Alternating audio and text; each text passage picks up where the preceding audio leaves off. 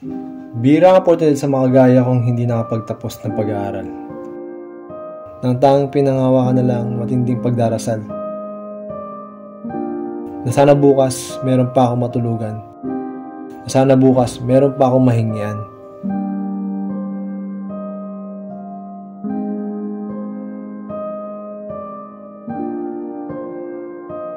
Hindi man ang batugan. Meron din akong pangarap. Sadya sigurong hindi lang tayo pare-parehas pinapalad. Kaya sa kabaan ng Naga Road, dito sa Las Piñas, hindi ako tumigil maglakad. At umaasang sa muli kong pagakbang, matagpuan ko ang oportunidad na matagal ko nang hinahangad.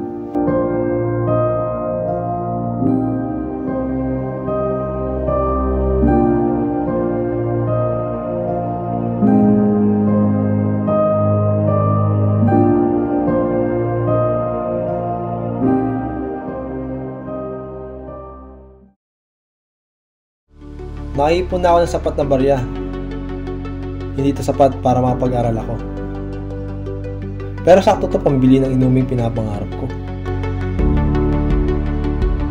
Matagal ko nang hinangad na maging isang negosyante. Kumain ng masarap na tinapay at humigop na mamahaling kape. Kaya kahit isang araw lang gusto kong maranasan na pumasok sa lugar na tila pang mayaman.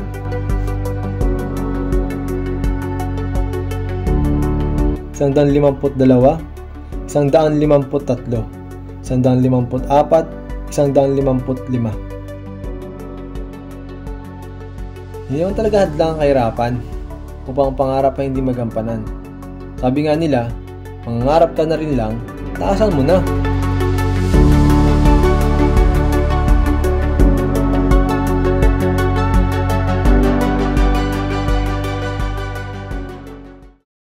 Tingnan mo nga naman ang oportunidad.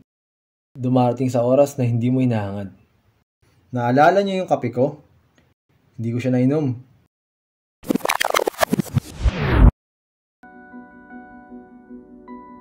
May nakita kasi akong lalaking pinagsakluban ng langit at lupa.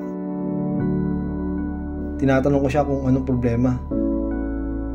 Pero hindi siya nagsasalita. Kaya binigay ko na sa kanya yung kape ko.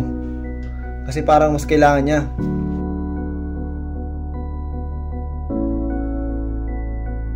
Pagkatapos ko isulat ang numero ko sa kapirasong tissue, umalis na ako ng shop.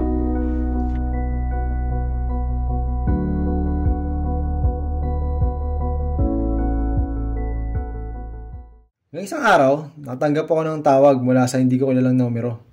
At nilok niya ako ng isang job interview. Assistant daw siya ni Ron eh. Siya pala yung may-ari ng coffee shop na pinuntahan ko. Siya rin yung lalaking inalok ko ng kape. Siya rin yung naging daan kung bakit sa wakas susutin ko na yung sapatos na matagal ko nang tinabi.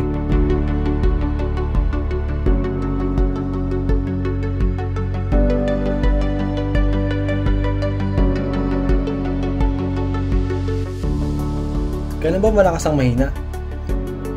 Kailan ba mahina ang malakas? Walang makakapagsabi at walang makakapagbigkas. Ngunit kung ang kapwa bakal ay pinapatalas, atin ring buuin ng bawat bakas. Huwag kang titigil mangarap. Dahil anuman ang mangyari, may gagamitin pa rin tao ang Diyos para sa iyong pag-angat.